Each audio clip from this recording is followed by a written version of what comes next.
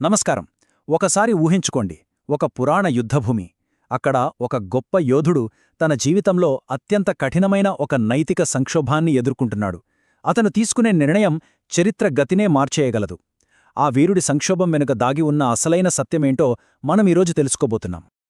ఆ యోధుడు మరెవరో కాదు, సాక్షాత్తు అర్జునుడు. యుద్ధానికి సర్వసన్నద్ధుడై ఉన్నాడు. కాని ఒక్కసారిగా ఎదురుగా చూసేసరికి అక్కడ ఉన్నది శత్రువులు కాదు, తన సొంతవాళ్లు, తాతలు, గురువులు, స్నేహితులు. అంతే, అతని ధైర్యం మొత్తం నీరుగారిపోయింది. చేతిలో ఉన్న గాండివం కూడా జారిపోతోంది. మొత్తం దుఃఖంలో మునిగిపోయాడు. ఇలాంటి క్లిష్ట సమయంలో మరి తన పక్కనే ఉన్న స్నేహితుడు, తన సారథి అయిన శ్రీకృష్ణుడు ఏం చెయ్యాలి? మామూలుగా అయితే ఓదార్చాలి కదా. కాని ఆయన అస్సలు అలా చెయ్యలేదు. దానికి బదులుగా చాలా పదునైన, సూటిగా ఒక ప్రశ్న వేశారు. అది ఓదార్పులా లేదు, ఒక రకంగా గట్టిగా మందలించినట్టుంది. అసలు అంత కఠినంగా మాట్లాడటానికి ఆయన ఎవరు? కేవలం ఒక స్నేహితుడు, ఒక రథసారథి మాత్రమేనా?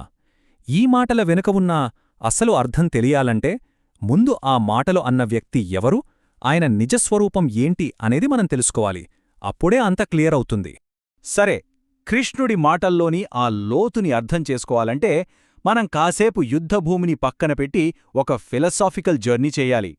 ఎందుకంటే ఈ గ్రంథం ప్రకారం పరమసత్యం అంటే అబ్సల్యూట్ ట్రూత్ని అర్థం చేసుకోవడానికి కొన్ని స్టెప్స్ ఉన్నాయి. అవి తెలిస్తేనే కృష్ణుడి మాటల పవర్ ఏంటో మనకు తెలుస్తుంది. ఆ 3 దశలు ఏంటంటే బ్రహ్మం, పరమాత్మ, ఇంకా భగవానుడు. ఇవి 3 వేర్వేరు విషయాలు కావండోయ్. ఒకే సత్యానికి 3 వేర్వేరు లెవెల్స్ ఆఫ్ అండర్స్టాండింగ్ అన్నమాట. ఇది కొంచెం కాంప్లెక్స్గా అనిపించొచ్చు, కానీ దీన్ని చాలా సింపుల్గా అర్థం చేసుకోవడానికి ఈ టెక్స్ట్లో ఒక మంచి ఎగ్జాంపుల్ ఇచ్చారు. ఆ ఎగ్జాంపుల్ ఏంటంటే సూర్యుడు. మనందరికీ తెలిసిన సూర్యుడితో ఈ 3 దశలను పోల్చి చూస్తే చాలా ఈజీగా, క్లియర్గా అర్థమైపోతుంది. ఇంత పెద్ద కాన్సెప్ట్ కూడా సింపుల్ అయిపోతుంది. చూద్దామా? ఫస్ట్ లెవెల్ బ్రహ్మం. ఇదెలా ఉంటుందంటే మనం సూర్యరశ్మిని అంటే సన్లైట్నే స్టడీ చేసినట్టు. సన్లైట్ వేడిగా ఉంటుంది, అంతటా వ్యాపిస్తుంది, ఇలాంటివన్నీ తెలుసుకోవచ్చు. కాని ఆ లైట్ ఎక్కడ్నుంచొస్తోంది, దాని సోర్స్ ఏంటి అనేది పూర్తిగా తెలీదు. ఇది బేసిక్ లెవెల్ అన్నమాట. ఇక సెకండ్ లెవెల్ పరమాత్మ. ఇది సన్లైట్ని దాటి సన్ డిస్క్ అంటే సూర్యగోళం వరకు వెళ్ళినట్టు. అంటే ఓకే, ఈ లైట్కి సోర్స్ సూర్యుడు అని, దాని సర్ఫేస్ ఎలా ఉంటుందని అర్థం చేసుకోవడం. ఇది ఫస్ట్ లెవెల్ కన్నా అడ్వాన్స్ నాలెడ్జ్. ఇక ఫైనల్ హయ్యెస్ట్ లెవెల్ భగవానుడు. ఇది ఎలా ఉంటుందంటే ఏకంగా సన్ ప్లానెట్లోకి ఎంటర్ అయ్యి అక్కడున్న పర్సన్ ఎవరు, ఆ అధిపతి ఎవరు అని తెలుసుకోవడం లాంటిది. ఇదే సత్యం యొక్క కంప్లీట్ ఫైనల్ రియలైజేషన్. చూశారా ఈ పోలిక ఎంత పర్ఫెక్ట్గా ఉందో? సో బ్రహ్మమంటే సన్లైట్ లాంటి బేసిక్ నాలెడ్జ్, పరమాత్మ అంటే సన్ డిస్క్ లాంటి అడ్వాన్స్ నాలెడ్జ్, ఇక భగవానుడంటే ఏకంగా సన్ ప్లానెట్ లోపలికి వెళ్లడం లాంటి హయ్యెస్ట్ నాలెడ్జ్. దీన్ని బట్టి మనకర్థమయ్యేదేంటంటే ఈ 3 లెవెల్స్లో ఉన్నవాళ్ల అవగాహన ఒకేలా ఉండదు. సరే, ఇప్పుడు మన ఫోకస్ మొత్తం ఆ హయ్యెస్ట్ లెవెల్ అంటే భగవానుడు అనే కాన్సెప్ట్ మీద పెడదాం. ఎందుకంటే శ్రీకృష్ణుడు ఈ భగవానుడు అనే స్థానంలోనే ఉన్నాడని చెప్పబడింది. సో అసలు భగవానుడు అంటే అర్థమేంటి? ఎవరు ఆయన? ఈ భగవానుడు అనే పదానికి ఒక స్టాండర్డ్ డెఫినిషన్ ఉంది. దీన్నిచ్చింది పరాశర ముని అనే ఒక గొప్ప మహర్షి. ఆయన ఏం చెప్పారంటే 6 రకాల ఐశ్వర్యాలని, అది సంపూర్ణంగా ఎట్ ఎ టైం ఎవరైతే కలిగి ఉంటారో ఆయనే భగవానుడు. ఇంతకీ ఏంట 6 ఐశ్వర్యాలు? ఆ 6 ఐశ్వర్యాలు ఏవంటే మొత్తం సంపద, మొత్తం బలం, మొత్తం ఫేమ్, మొత్తం అందం, మొత్తం జ్ఞానం, ఇంకా మొత్తం వైరాగ్యం. ఒకసారి ఆలోచించండి, మన ప్రపంచంలో కొంతమందికి చాలా డబ్బు ఉండొచ్చు, ఇంకొంతమందికి చాలా బలం ఉండొచ్చు. కానీ ఈ 6 కూడా అది 100% ఎవరికైనా ఉంటాయా? ఎవరూ అలా క్లెయిమ్ చేసుకోలేరు. బ్రహ్మసంహిత లాంటి గ్రంథాలు చాలా క్లియర్గా చెప్తున్నాయి, ఆ 6 ఐశ్వర్యాలు సంపూర్ణంగా ఉన్న వ్యక్తి శ్రీకృష్ణుడే. ఆయనే భగవానుడు, ఆయనే పరమసత్యం యొక్క హయ్యెస్ట్ ఫామ్ అని. ఓకే, ఇప్పుడు మన కృష్ణుడు ఎవరో ఒక క్లారిటీ వచ్చింది కదా. ఈ అండర్స్టాండింగ్తో మనం మళ్లీ యుద్ధభూమికి వెళ్దాం. అప్పుడు అర్జునుడితో ఆయన అన్న మాటల వెయిట్ ఏంటో మనకు తెలుస్తుంది. ఓకే, కృష్ణుడు సాక్షాత్తు భగవానుడు అని మనకిప్పుడు అర్థమైంది.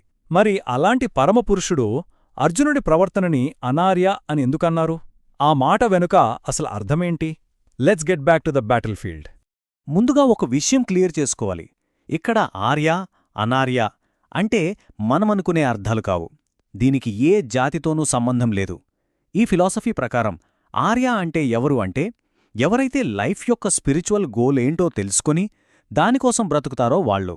మరి అనార్య అంటే దానికి కంప్లీట్ ఆపోజిట్. లైఫ్ యొక్క అసలు పర్పస్ మర్చిపోయి కేవలం మెటీరియల్ విషయాల్లో, బంధాల్లో ఇరుక్కుపోయినవాళ్లు. సో ఇప్పుడు అర్థమైందా? కృష్ణుడి దృష్టిలో అర్జునుడు చూపిస్తున్న ఆ దయ, ఆ జాలి ఒక అనార్య ప్రవర్తన. ఎందుకంటే అది దేహం మీదున్న అభిమానంతో, బంధాలతో పుట్టింది. ఒక క్షత్రియుడిగా, ఒక యోధుడిగా తన స్పిరిచువల్ డ్యూటీ ఏంటో మర్చిపోయేలా చేస్తోంది. ఇది ఆర్య లక్షణం కాదు. అందుకే కృష్ణుడు ఆశ్చర్యపోయి, అర్జునా, ఈ కల్ముషం, ఈ వీక్నెస్ నీకెక్కడ్నించొచ్చింది అని సూటిగా అడిగారు. ఇదంతా చూశాక చివరికి మన ముందు ఒక పెద్ద ప్రశ్న మిగులుతుంది. అసలు మనిషిగా పుట్టినందుకు మన లైఫ్ యొక్క అల్టిమేట్ పర్పస్ ఏంటి? దీనికి సమాధానంగా ఈ ఫిలాసఫీ ఒక క్లియర్ పాత్ చూపిస్తుంది. ఆ పర్పస్నే రీచ్ అవ్వడానికి ఇక్కడ ఒక 4 స్టెప్ ప్రాసెస్ చెప్పబడింది. Step 1 understanding. అంటే మనం ఈ శరీరం కాదు, మనం శాశ్వతమైన ఆత్మ అనే నిజాన్ని గ్రహించడం. Step 2 engagement. అంటే ఆ భగవంతుడి సేవలో మనల్ని మనం ఇన్వాల్వ్ చేసుకోవడం. Step 3 chanting. అంటే ఆయన పవిత్ర నామాలని కంటిన్యూస్గా జపించడం. ఇక లాస్ట్ స్టెప్ అచీవ్మెంట్. ఈ ప్రాసెస్ ద్వారా పుట్టుకా చావు అనే ఈ సైకిల్ నుంచి బయటపడి విముక్తిని సాధించడం. ఈ మార్గంలో ప్రయాణించడానికి అత్యంత ముఖ్యమైన సాధనగా ఈ మహామంత్రాన్ని సూచించారు. చూశారు కదా, అర్జునుడి సంక్షోభమనేది కేవలం ఒక యుద్ధానికి సంబంధించిన కథ మాత్రమే కాదు. అది మనందరికీ ఒక పాఠం. ఆత్మకి, పరమాత్మకి మధ్య ఉన్న కనెక్షన్ ఏంటి, మన జీవితానికి అసలైన లక్ష్యమేంటి అని చెప్పే ఒక లోతైన పాఠం. ఎంతో విలువైన ఈ మానవ జన్మకి అసలైన గమ్యం భగవంతుణ్ణి చేరడమే అని ఈ ఫిలాసఫీ చాలా స్పష్టంగా చెప్తోంది.